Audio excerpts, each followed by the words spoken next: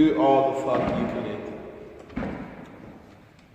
Well, fair enough. The Fuck You Collective is basically a collective that consists of 3 young black artists. Being Simphiwe Bala, Azile Kribi, and Mohonyo Minor. What do you do as a collective? Sorry. What do we do? We're a group of young fine art practitioners that come together to collaborate for ideas that each individual has in order to make it more grand and more accessible to a wider audience. And as a collective, we feel art as a group tends to, more heads don't spoil the broth of art, they make it better in this sense. So we collaborate all our artistic, our different skills and techniques to make fantastic pieces of art. Nice. When did you decide to start your collective? We decided to start our collective after a particular lecture where we were being taught about collaboration and collectives in South Africa. A big motivator for us was eQueer, the women's collective that was started by a bunch of UCT and other fine artists, and so we were like, if they can do that and kind of have the influence they have now, so can we. Where do you see your collective going in the future? Well, to be quite honest, there's no time limit in terms of like where do we want to see it in the future. It only depends on the content that we have, you know what I mean? Otherwise, in terms of the future, I guess that will have to... Time will tell. Alright, and why did you start the collective? I think, like you said, we're always having these ideas as individuals, which need more than one pair of hands. And they're always on such a grand scale that we never, in the past, we never thought we'd realize these ideas because they were so grand and large and ostentatious. But then we figured, okay, if we join forces, we can at least try and attempt to bring these grand ideas to life. Yeah. And what are the roles of each of the collective, each individual? Okay, so we don't really have any specific defined sort of set roles. We just all have sort of skills and things that we bring to the table. So, for example, Azule is the performance artist, and so he sort of directs and dictates the performance elements. Mo also comes with his fine art skills and expertise, and I sort of come in as the ideas dude, trying to minimize these things into workable projects and stuff. We're all, as a collective, we try and enact each other's ideas. We each fill different roles at different times, so there's no set hierarchy. Alright, and what motivated you to do a specific project and use the mediums you chose to use? Well, what motivated us? Well, basically it's, you know...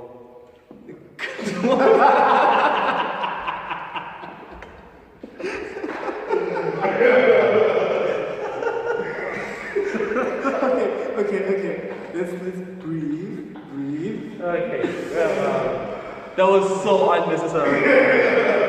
Apologies. Our interviewer is an amateur. A rank amateur. Alright. Let me get the question. Okay. So wait, come on, let me ask the question. Come on, Anyway, so what motivated this project is, or rather was,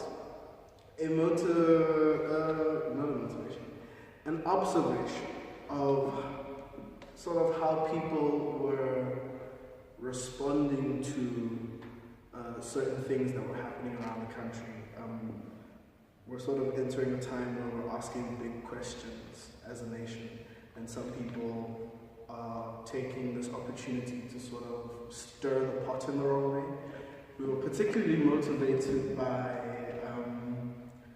the sort of news coverage and the conversation that was happening around AfriForum and its efforts to gain international support for their fight against the supposed white genocide that was happening in South Africa, and sort of trying to contrast that with a history of violence and genocides that have happened all across the continent.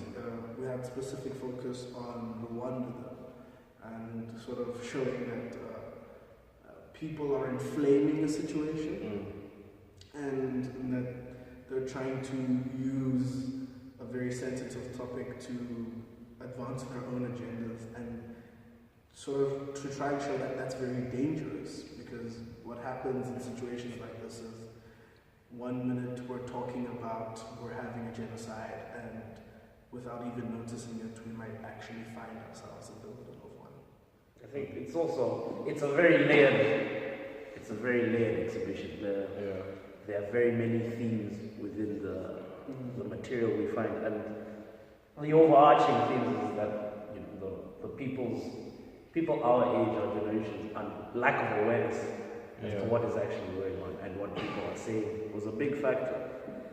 And another big factor was just to show the difference in people's reactions to things of a completely different nature based on the very South African context of race, where we see, you know, we selected footage of supposed Afrikaner refugees being broadcast all over the world for, you know, supposed genocide.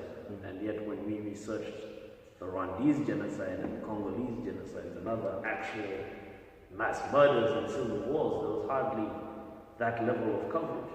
And that in itself, maybe personally, that was one of my motivators, was we really need to show this, just to show that the level of discrepancies between the two situations and the fact that people aren't aware that this is happening makes it even worse. And what motivated you to say use a medium you used? A lot of the stuff was a mixture of practical purpose with sort of hidden significant meaning. So with the projectors and the video, it's pretty straightforward. We wanted to show these things in a way that anybody could relate and understand to. There was a use of light projectors, which was a combination of practicality. We needed light, but not too much. And at the same time, they gave us the opportunity to work with color and light, which was a very interesting little tidbit. There was the main element of the performance and the installation, though, was definitely the paper shreddings, which had like sort of several sort of layered meanings. The first basic one was that we wanted to show just the wealth of knowledge and information that is being circulated around us that we are ignorant of. Secondly, on a deeper level, was also to give an illustration of the violence that occurs, the violence that we were trying to refer to, and sort of on an even more subtle, deeper level, the normalization of that violence, because there is nothing untoward about paper shreddings, a bag of paper shreddings. But if you've ever touched the blades of a paper shredder, you know they're extremely sharp. And it's sort of like there is a violence that occurs there, but it's a normal violence now, so nobody really pays attention to it. And it's sort of like all this information we have about violence has become something that we ignore as unnormal. It's normal, like the paper shreddings. Yeah. I think also the performance element of the piece was very important because it was that the actions of the performance was a metaphor for, again, our generation in South Africa. And so as these horrific videos were playing, they were doing everything they could to distract themselves, be it laughing or blocking their ears and making noises or just telling people to shh. So I think that, yeah, that was a powerful element of this performance because it visually symbolized what we're doing in the face of all this nonsense that's being spewed by certain individuals in mainstream media. And also, most importantly, with the performance, it was kind of like interactive, right? In the sense that when the performers laugh, you'd find some of the audience as well laughing, you know, not paying attention to what is happening in the video. So that was one of the most important elements. It was some kind of a distraction as well, to not pay attention to what is happening all around you. What do you think your project was worth doing?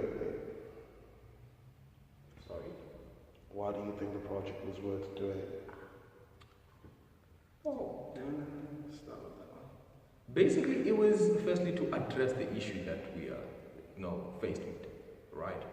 The fact that, media will show you all sorts of coverage, right? But if it's genuine or not, there's that thin line between whether or not it's genuine or not, right? And also basically the focus was young people. We wanted to talk to the youth, right? Because they are the mostly influenced people, like hence the title of the exhibition itself, War All Talk Young Die, right? The way we so just like influenced by everything that we see around us without actually searching and researching about it. So yeah, I could say that from my own perspective there was. And what I like was it forced, there are very difficult conversations that we need to have in this country. And for some strange reason, these conversations haven't been had since the late 90s. And be whatever reason that is, I think it's important that we do discuss these things. And to me, it's almost like there's a concerted effort for us not to do so. And so this project was good because it forced people to critically think about these very problematic things and forced them to face them and discuss them. And hearing the audience's reactions after in the discussion, it was very telling because people clearly had a lot on their chests. And it seemed to have hit them in a rather sore spot. It was very good. Yeah.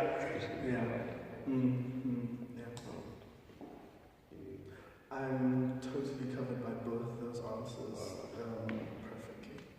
All right, well, tell us about what's the execution of your project?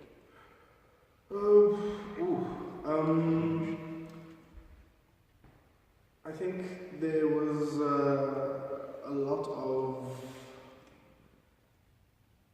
tiny efforts that went towards putting this project together. It was a situation where everything was happening so fast, and the closer and closer we got, the more we realized that there was a lot of stuff that needed to be done. So there was a lot of gathering of stuff and researching, and sort of when it all came together to be done, it was a situation where we worked very hard to combine all the elements in a way that made sense. And I think on the night as we were performing, it showed that all the little elements that we've been sort of cobbling together to put this performance together amounted in what was a good show. Yeah. We delegated very well. With big projects like this, you need to work smart. I find personally, if you work, because things can go wrong very, very, very easily, especially with all the technological aspects we were using, with projectors and power.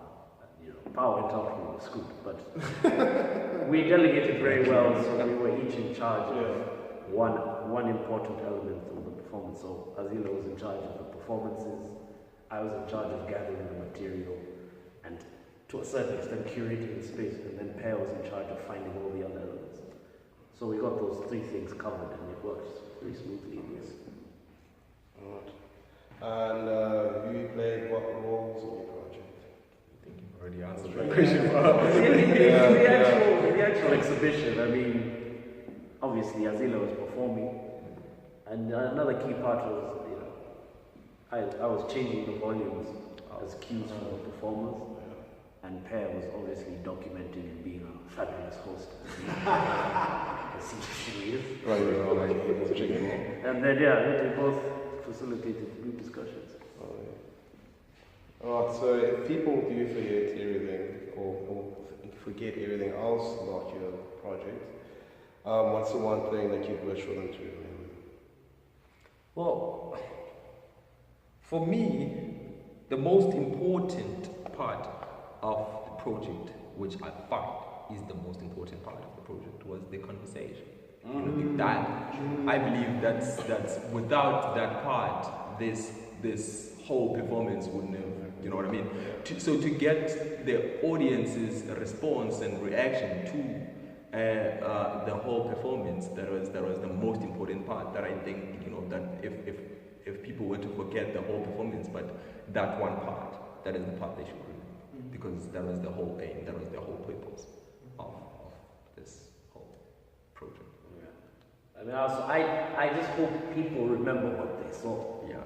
I think, you know, watching people's reactions to some of those videos with African people in Russia talking about their plight, and some of these videos here about the TRC or the ANC government leaders are talking about things they did in the struggle. I really hope people remember that, because as I said earlier, this seems to be a part of a recent part of our history which we've conveniently forgotten. And so I really hope people remember those images and then are compelled to do more research and learn some more. Again, totally covered by these two. Just if it's why I think we had the conversation in the first place, to get people to digest what they had seen, to put it into their memory, and also to sort of talk about it, because I think people's minds work best when they're engaging on multiple levels. Yeah. So not just seeing something, not just hearing something, but then processing it through conversation and then seeing and hearing it again. And so I think definitely first with the conversation and with what they had seen. Thank you very much. Thank you very much. Signing out. No, you're not signing out. Nice.